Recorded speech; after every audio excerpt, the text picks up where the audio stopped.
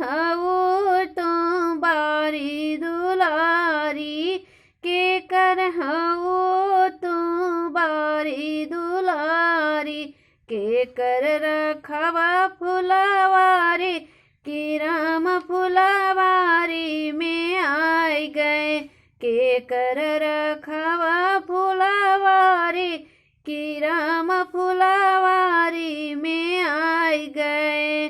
सीता रखवे फुलवारी, कि राम फुलवारी में आए गए।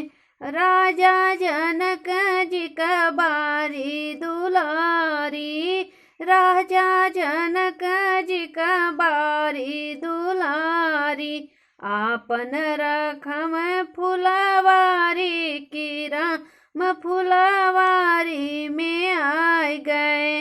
आपन रखम फुलवारी, कि राम फुलवारी में आए गए।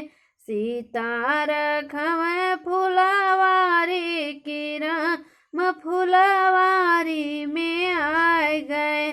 जव तू हऊ राजा जनक दुलारी, जव तू हऊ राजा जनक दुलारी, आवा बैठा बगल हमारे, कि राम फुलवारी में आए गए।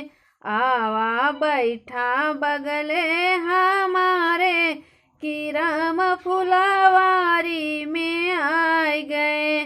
सीता रखम फुलवारी, कि राम फुलवारी में आए गए।